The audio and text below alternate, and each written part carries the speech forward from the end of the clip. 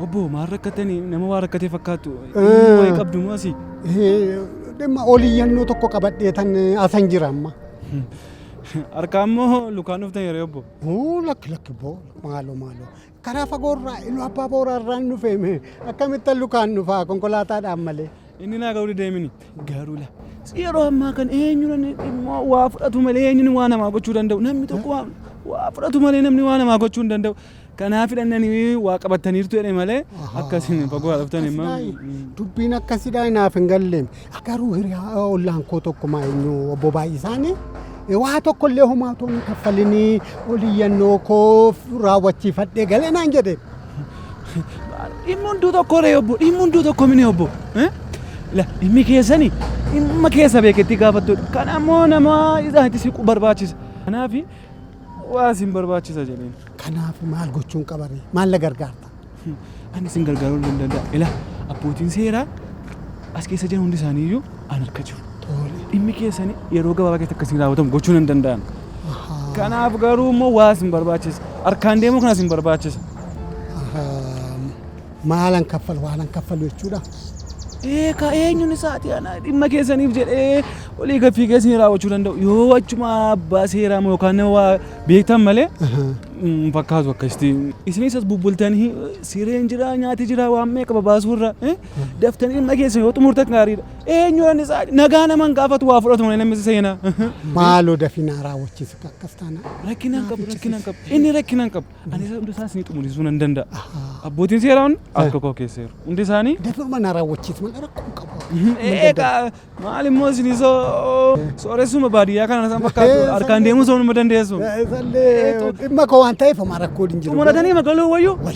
Isa wayya sinumaafuu isa wayya xumuratanii galuu wayya. Hojiidhaaf isas taa'uun gaarii miti. Isuma wayya sinumaaf iyyuu.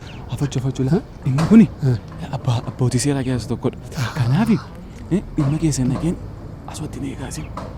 Afachuu asumatti ni eegaa dhaqeetti isin hime gurra isinii buusee nuuf. Ifoo waan tokko si rakkisu daandii karaa boolee geessuun harkaa badee natti himuu dandeessuu laata?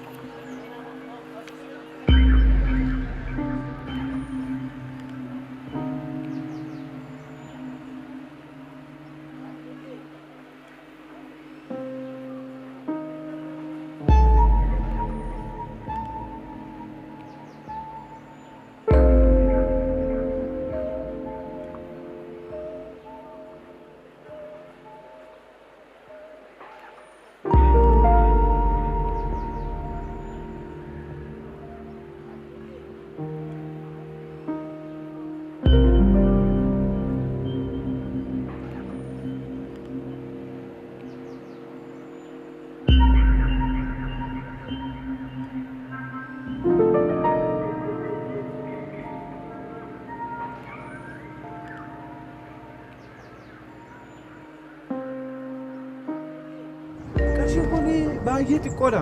Ani isinii biyaadeen kan kuma shan jedhee malee. Xiqqoollee miti.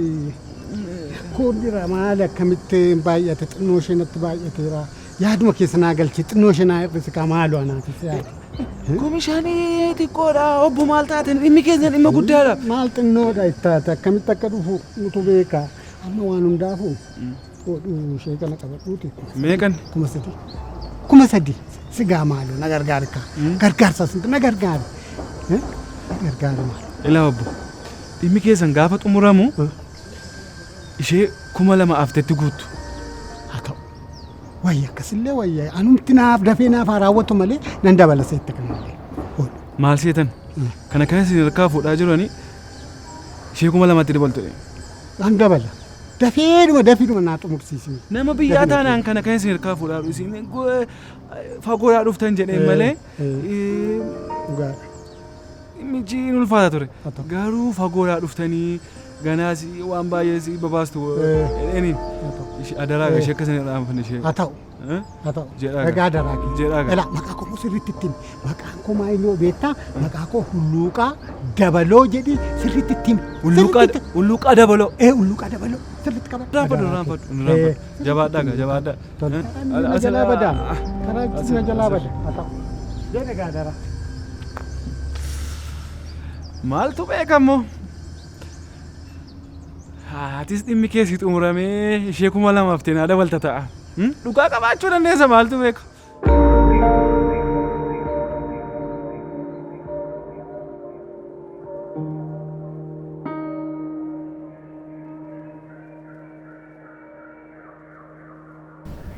Obbo Hulluuqaa Dabaloo.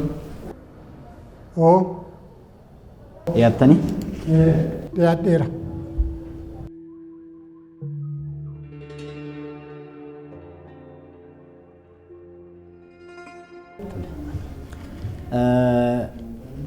Galmeen keessan kan buleef qorannoodhaafi galmee kana qorannee ilaalleerra komii oliyyataan dhiyeeffattan falmii mana murtii jalaatti gaggeeffame seerota rogummaa qaban waliin qorannee ilaalleerra bu'uuruma kanaan murtiin mana murtii jalaa kenne hanqina kan qabu ta'ee waan hin argamneef komiin dhiyaateen dhiyeessisu jennee bu'uura seera deemmii falmii hariiroo hawaasaa keewwata 337tiin murteessinee jirra. Mirga oliyyannoo keessan eegamaadha. Murtiin cimuu akka beekaniif garagalchi mana murtii jalaa haa qaqqabu. Galmee waan cifameef mana galmeetti haa deebi'u. Maaloo adaraa waaqa. Maaloo adaraa lafa maalan isin godhe. Kana hunda maalan isin godhe. Waaqaaf lafan sodaattanii isin. Obbo Hulluuqaa tasgabbaa. Murtiin dubbifame isinii hin galle. Galeeraan nyaafuu murtaa'aa jedheeti malee narratti murtaa'aa jedheeti hundayyuu kanan kaffale maal jedhan maal adaraa waaqa. Maal kaffaltan? Kaffaltii abbaa seerummaadha jettu moo waan biraati? Maali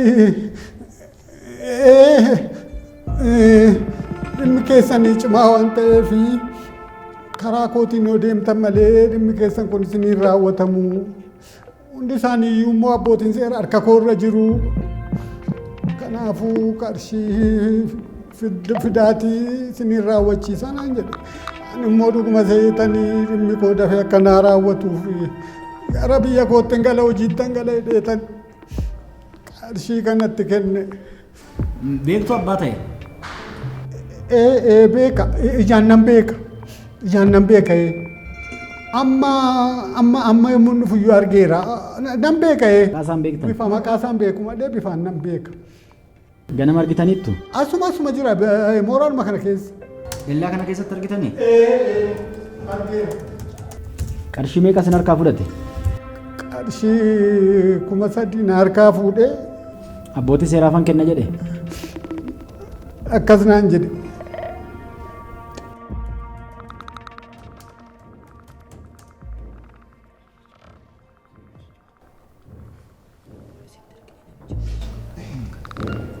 Toleme poolisii waliin sin ergina deemtanii nama kana poolisiitti agarsiiftu.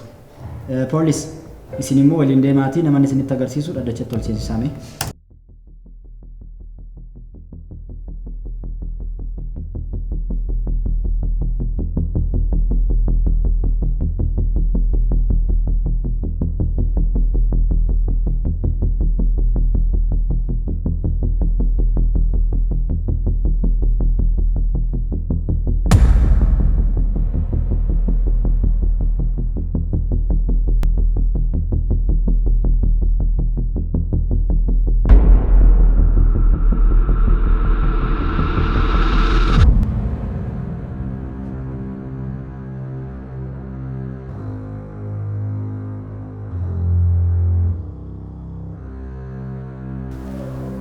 Obbo Hulluuqaa kan jettan isaanii?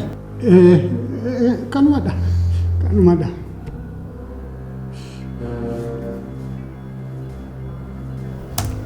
Tole maqaan keessan eenyu? Cimdeessaa Guutaa. Hojiin keessan maal? Hojii daldalamaa hojjettu? Mee obbo Hulluuqaan waan dura nutti himtan san mee akka isaan dhaga'anitti irra deebisan nutti hima. Egaa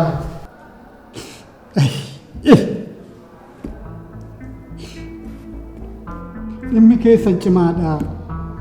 Karaa koo yoo deemtan malee dhimmi akkasii immoo isiniin raawwatamu. Abbootiin seeraa hundi isaanii iyyuu harka koo irra jiru. Kanaaf anatu isinii murteessisa isaa qarshii bidaanaan inni kun raawwatamee dafee gara hojiitti tangalee biyyatti tangalee tan kan inni naan jedhee toleedhe qarshii na harkaa fuudhee qarshiidhaan sii raawwatamaa naan jedhe akkas jedhee qarshii 3,000 na harkaa fuudhe.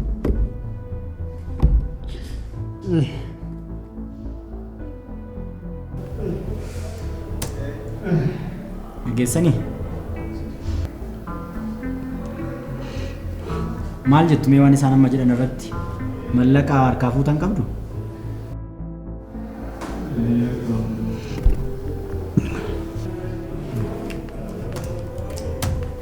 Abbootii seeraa mana murtii kana jiran keessaa namni mallaqa kana kennitaniif yookaan abbaa dhimmaa harkaanaa fuudhisee hin jedhe jira?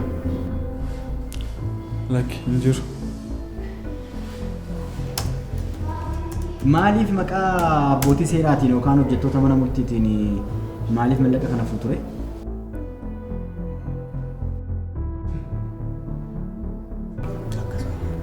Tole, egaa dhimmi amma abbaan dhimmaa kun obbo Hulluuqaa Dabaloo kaasanii isinis immoo obbo Cimdeessaa namanaa jirtan kun yakkadha.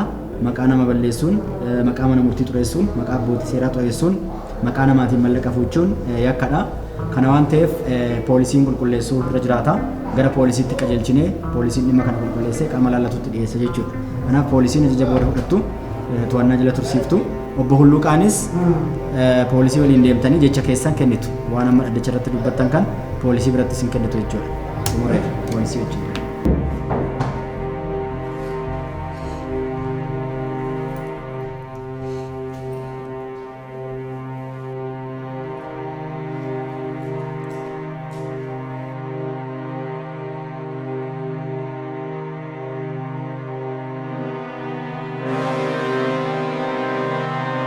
dallaalota maqaa manneen murtii fi abbootii seeraan dalagan irraa of haa eeggannu.